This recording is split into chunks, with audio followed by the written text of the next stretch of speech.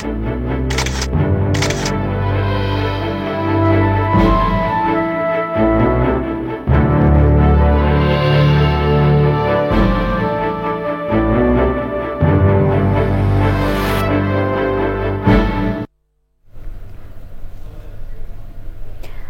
আলাইকুম। শুরু করছি চ্যানেল আই জনপদের খবর, সাথে আছে আমি আনিকা জাহিন।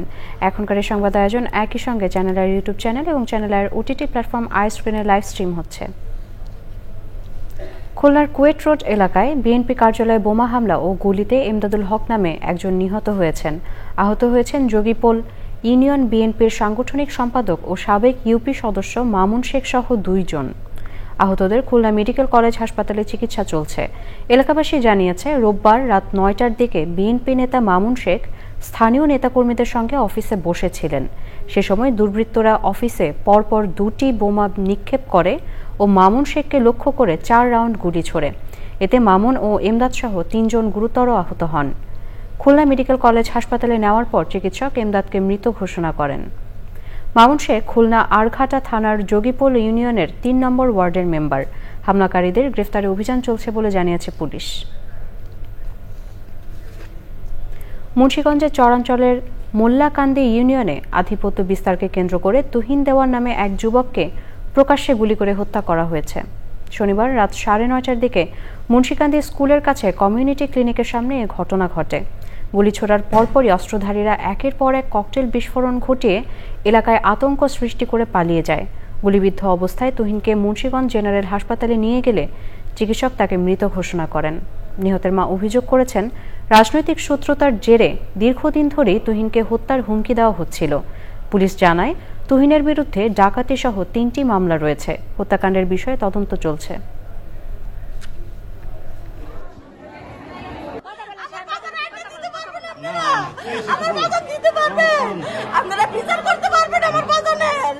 ঘটনা মাত্র ঘটেছে, আমরা এটা নিয়ে তদন্ত শুরু করেছি, তদন্ত করে বিস্তারিত বলা যাবে। আমরা প্রাথমিকভাবে গুলির চিহ্নের মতো কিছু দেখতে পেয়েছি, পোস্টমর্টেম রিপোর্ট পেলে আমরা বিস্তারিত বলতে পারবো। এবারে ভোটের হাওয়া।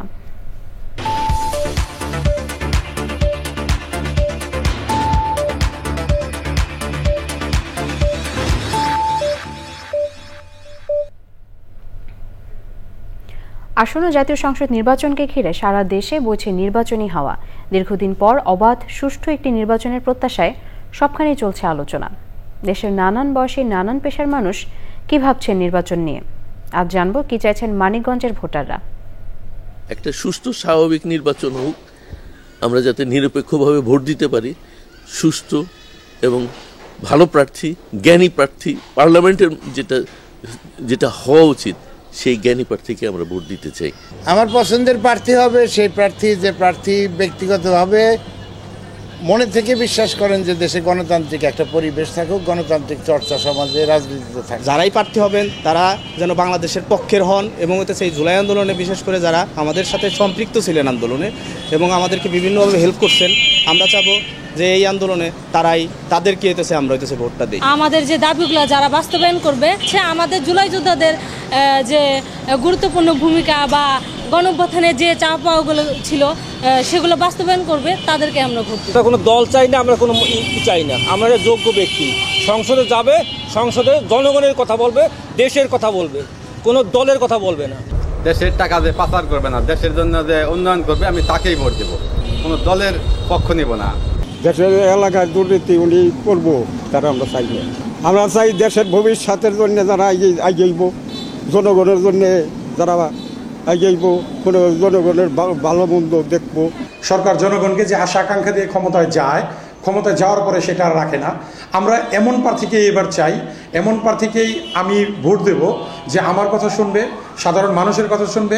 আমি একজন নারী হিসেবে চাই যে এমন লোকে ভোট দিব যিনি হচ্ছে নারীদের কথা বিবেচনা করবেন, নারীদের সমান অধিকার আমরা পাই না।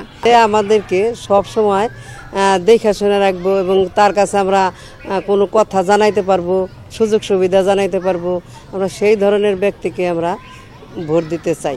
আমরা একটা নারী, আমাদের দেশে চলাফেরার জন্য আমরা একটা স্বাধীনতা চাচ্ছি, যেখানে আমরা সুস্থ স্বাভাবিক মতো চলতে পারি, আমাদের সন্তান যেহেতু ভালোভাবে চলতে ফিরতে পারে, তারা সুশিক্ষায় শিক্ষিত হতে পারে।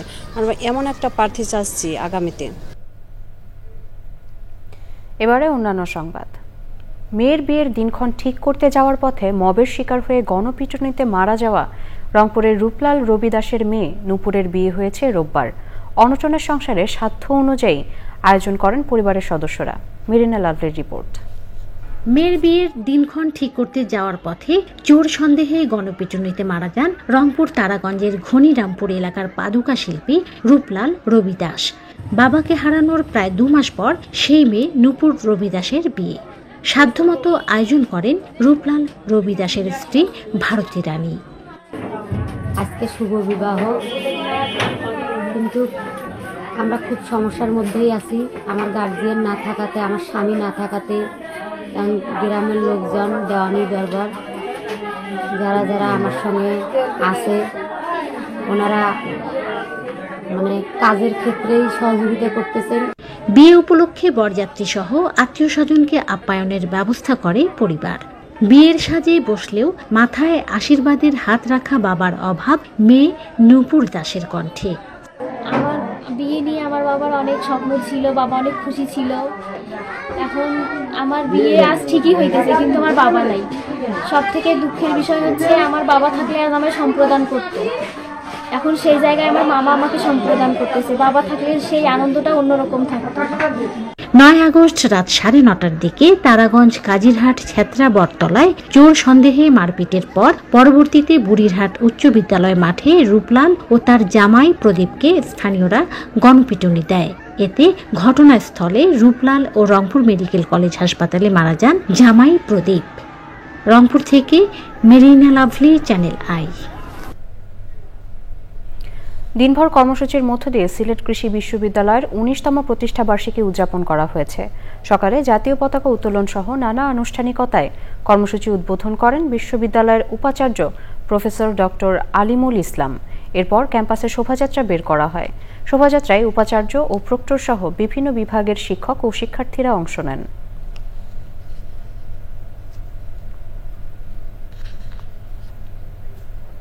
এবারে সারা দেশের খবর নিয়ে প্রতিনিধিদের পাঠানো তথ্য ও ভিডিও চিত্রে আলমুকসিদের রিপোর্ট। প্রাথমিক শিক্ষার গুণগত মান উন্নয়নে শিক্ষা সংশ্লিষ্ট অংশীজনদের মতবিনিময় সভা হয়েছে। প্রধান অতিথি ছিলেন প্রাথমিক ও গণশিক্ষা উপদেষ্টা অধ্যাপক ডক্টর বিধান রঞ্জন রায় পোদ্দার। প্রতিবন্ধী ব্যক্তিদের কর্মসংস্থান, শিক্ষা ও সামাজিক ন্যায় বিচারের দাবিতে চট্টগ্রামে শান্তিপূর্ণভাবে মানববন্ধন করেছে রামপুর প্রতিবন্ধী কল্যাণ সংস্থা। মানববন্ধনে গ্র্যাজুয়েট প্রতিবন্ধী ব্যক্তিদের বিশেষ কর্মসংস্থানের সুযোগ সৃষ্টি সহ 5 দফা দাবি জানান বক্তারা। জাতীয় বিশ্ববিদ্যালয়ে অনার্স 3য় বর্ষের 2021-22 সেশনের ফর্ম পূরণের ফি অস্বাভাবিকভাবে বাড়ানোর প্রতিবাদে বরিশালে মানববন্ধন করেছে বিএম কলেজের শিক্ষার্থীরা।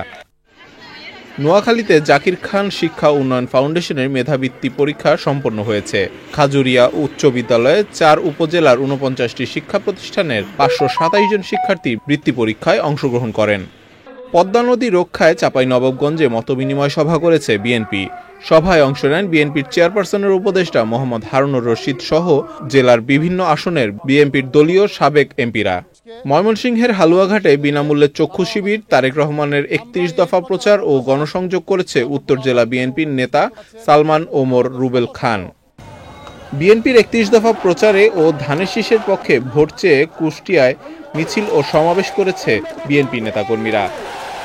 সিভিল সার্জন কার্যালয়ে 115টি পদে নিয়োগ পরীক্ষার প্রশ্ন ফাঁসের ঘটনায় কুষ্টিয়ায় অতিরিক্ত জেলা প্রশাসক জাহাঙ্গীর আলম সহ 3 কর্মকর্তার বিরুদ্ধে মানববন্ধন করেছে স্থানীয় দুর্নীতি বিরোধী ছাত্র জনতা। লক্ষ্মীপুরের রায়পুর উপজেলার চরমোহনায় বিএনপি ও মহিলা দলের কর্মী সভা হয়েছে। প্রধান অতিথি ছিলেন বিএনপি চেয়ারপারসন বেগম খালেদা জিয়ার উপদেষ্টা আবুল খায়ের ভুইয়া।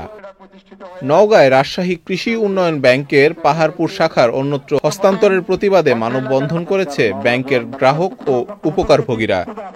তারুণ্যের উৎসব উপলক্ষে বগুড়ায় বিভিন্ন শিক্ষা প্রতিষ্ঠানে মেধাবী শিক্ষার্থীদের উচ্চ শিক্ষাবৃত্তি দেওয়া হয়েছে। প্রধান অতিথি ছিলেন জেলা সমাজসেবা কার্যালয়ের সহকারী পরিচালক আতাউর রহমান। নীলফামারী সৈয়দপুর শহরকে মাদকমুক্ত করতে মাদক বিরোধী র্যালি করেছে স্বেচ্ছাসেবী সামাজিক সংগঠন হৃদয় সৈয়দপুর। গণপরিষদ নির্বাচন ও নতুন সংবিধান প্রণয়নের দাবিতে সাতক্ষীরা সদর উপজেলার খড়িবিলা গ্রামে উঠানে নতুন সংবিধান শীর্ষক সমাবেশ হয়েছে। সমাবেশে উপস্থিত ছিলেন জেলা এনসিপির প্রধান সমন্বয়ক মোহাম্মদ কামরুজ্জামান বুলু ও অন্যরা। সুনামগঞ্জে সমাবেশ ও র্যালি করেছে বিএনপি। কর্মসূচিতে নেতৃত্ব দেন আবুল মনসুর মোহাম্মদ শওকত। এতে অংশ নেয় সুনামগঞ্জ ও বিশ্বম্ভরপুর উপজেলার নেতাকর্মীরা। গাজীপুর সদর উপজেলার 100-রও বেশি আদিবাসী নেতারা বিএনপিতে যোগদান করেছেন। বিএনপির কেন্দ্রীয় নেতা ডক্টর SM রফিকুল ইসলাম বাচ্চু তাদের ফুলের মালা পরিয়ে দিয়ে বরণ করেন। আল মুকসিদ, চ্যানেল আই। পাহাড়ে বসবাসরত বিভিন্ন জাতিগোষ্ঠীর মাঝে সম্প্রীতির বন্ধন সুদৃঢ় করতে রাঙামাটিতে দুদিনের ক্রীড়া প্রতিযোগিতা আয়োজন করেছে জেলা পুলিশ। চিং লা মং মারি স্টেডিয়ামে প্রতিযোগিতা উদ্বোধন করেন পুলিশের চট্টগ্রাম অঞ্চলের অ্যাডিশনাল আইজি আহসান হাবিব পলাশ। সে সময় ছিলেন পুলিশের ঢাকা বিভাগের যুগ্ম কমিশনার ফরিদা ইয়াসমিন, জেলা প্রশাসক মোহাম্মদ হাবিবুল্লাহ মারুফ, জেলা police super doctor SM Farhad Hossain, জেলা পরিষদের সদস্য বরুণ বিকাশ দেওয়ান ও অন্যরা। উদ্বোধনী দিনে প্রীতি ফুটবল ম্যাচে অংশ নেয় রানী দয়াময়ী উচ্চ বিদ্যালয় এবং রাঙামাটি সরকারি উচ্চ বিদ্যালয়। এতে রানী দয়াময়ী উচ্চ বিদ্যালয় টাই ব্রেকারে রাঙামাটি সরকারি উচ্চ বিদ্যালয়কে হারিয়ে চ্যাম্পিয়ন হয়। দর্শক, জনপদের খবর আজকের মতো এই পর্যন্তই। একটু পর কৃষি সংবাদ দেখার আমন্ত্রণ জানিয়ে শেষ করছি। এতক্ষণ সাথে থাকার জন্য সবাইকে ধন্যবাদ।